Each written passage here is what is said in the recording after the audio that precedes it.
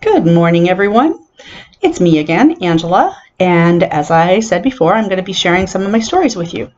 One of them is regarding the justice system. I have a problem with injustices, so my life has been really about fighting for things. So in 2008, 2009, we had a recession, and people lost their jobs and everything, and the company I worked for 10 years also closed. They were bankrupt, and the truck came in, the transports, to pick up all the leased cars, and it was full, and I was shocked at looking at it. That was a lot of cars, and that was a lot of people who now couldn't get to work. So I asked the guy, are these all repos? And he said yes. And then he said, I'm picking up 2 loads a day every day. And I did the math on that, and again, that's a lot of people that can't get to work. So I just thought this was the most ridiculous thing ever. If you take the people's cars, they can't get to work. Now, if they were company cars, okay, I understand that, but these just weren't company cars. So after, I lost my job about, a couple months in, you're used to making 3 times as much as unemployment gives you, and I couldn't make the payments on my Avalanche, which is a big truck. Oops. Hi, sorry I had to pause for a minute, need to do some math. So my Avalanche, I leased it first, and that was over 5 years. My payments were $700, and so total of that is $42,000. Of course, then you either have to buy it out or trade. I had so many kilometers on it that it only made sense for me to buy it out. So 4 years in, at pretty much the same price, $700 a month, I had $33,600 paid. Total at that point was $75,600. This was the biggest mistake of my life, was this vehicle. And then I thought, holy, it wasn't worth that. I think it was like around $45,000. So I thought, enough. So what happened was I couldn't make my payments, and I got a call. I went through GMAC at that time, my loan, and this guy was so absolutely rude, and I just kept hanging up on him. I'd say to him, listen, until you can be nice, don't talk to me like that. And another thing was, don't call back unless you can be nice. Lots of times I just hung up on him and said, oh, thanks for nothing. So finally, I was walking through the house one day, and I saw the tow truck coming, and I knew they were for my truck. So I quick ran, got in my truck. I drove around the side of the house. So I'm beside this house. It was pretty big, and the lane comes in the other side. And so he came in, and Mark, my husband, and my daughter went out. And of course, at this point, I don't know where he is. Is he going to walk up on me? So I'm pulling the truck forward to look, and then backward to look, and forward to look, and backward to look. Of course, he can see me now. So then my husband, he says, I'm here for the Avalanche. And Mark says, she's not home. And he says, I can see her over there. And Mark says, just a minute. So he walks over to where I am, and he says, they're here for the truck. And I said, I'm not giving it to them. So he goes back to the guy, and he says, she's not here. Of course, my daughter's laughing her head off by my truck, right? Like, oh boy, Dad, that's not very believable. So I guess after talking for a few minutes, the guy kind of laughed and said, listen, tell her to call me. That was fine. So then I took my truck and I hid it. I took it to a friend of mine who was quite a ways away, hour or more, and I hid it there because this was making a stand now. I hoped that when I make a stand for something, I hope I'm not the only one, and I believe I'm not the only one. So I add to that fight, I hope. And this was just wrong. People are suffering. They're losing their jobs, and you're going to take their cars? It didn't make sense. And especially when these people have paid enormous amounts, some of them, for the cars. Look at me. I was in $75,000, and they wanted to repossess my truck. No. So finally, this guy called and screamed and yelled about my truck some more, and I just hang up on him, the same old thing. And then finally, he called, and he was really nice. And he says, okay, I want to work with you. All right. So he says, what payments can you make? And that's $700. I said, well, right now, probably only $200. So he said, okay, that's, we'll accept that. So that was fine. I was able to go and get my truck back, which was great. And then GMAC sold out to another company, I can't remember. And oh, here we go again. Well, they called and called. And I said I had an agreement. I was only paying $200. Nope, not good enough. So fine.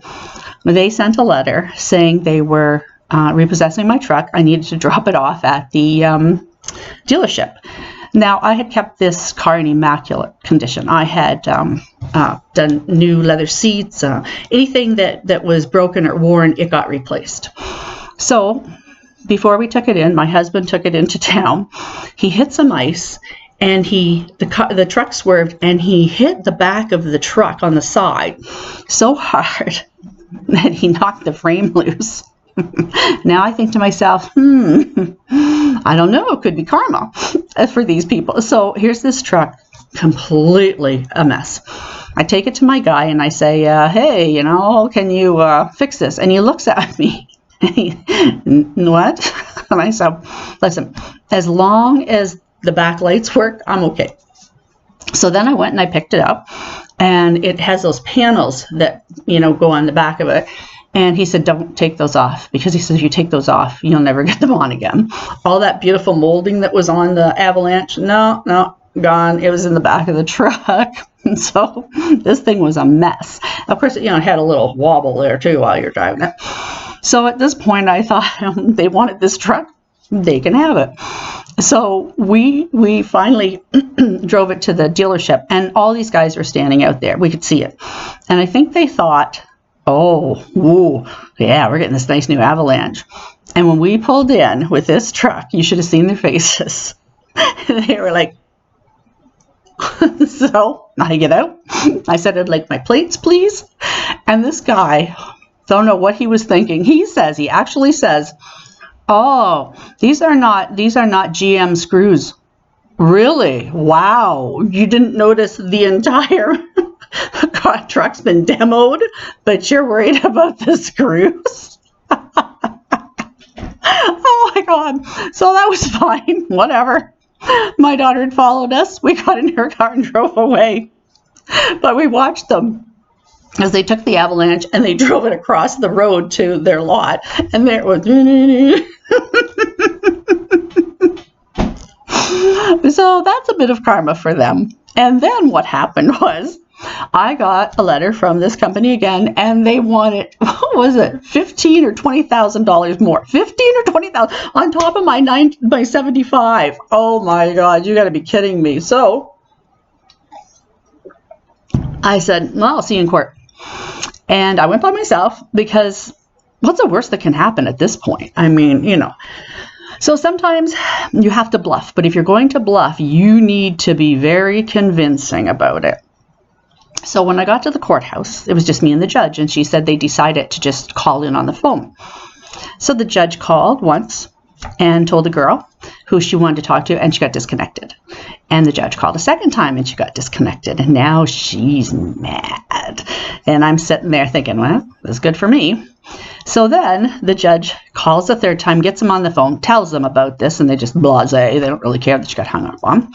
And so she said, what's your problem? And they said, well, we want this, whatever it was, close to $20,000. And I said, I'm not going to pay it. And he's like, what? I said, I'm not going to pay it. And he said, well, you have to pay it. I said, no, I don't have to pay it.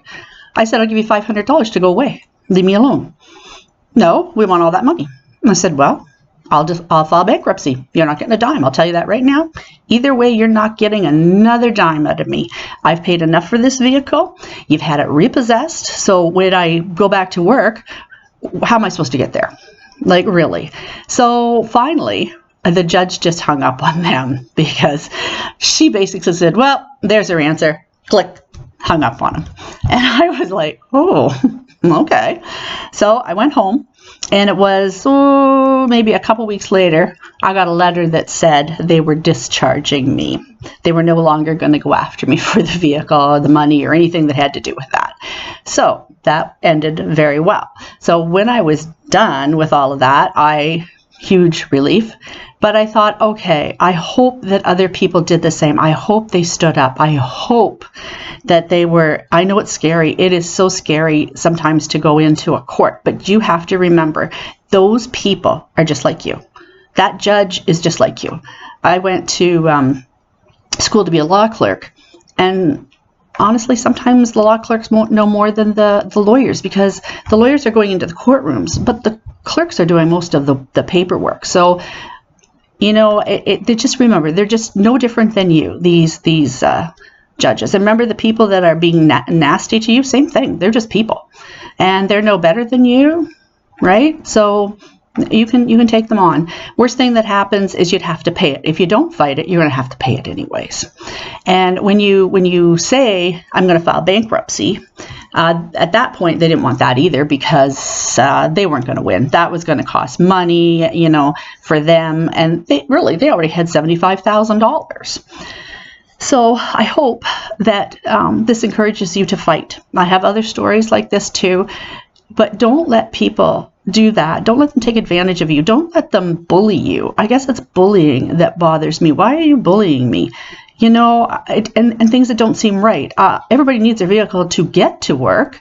Why would you take that? I mean, it's just doesn't make any sense to me. I find on this planet, everything's backwards anyways. It really seems to be backwards. Whatever makes sense, this planet does the opposite. So that's my story for now. I'll talk to you soon. Bye.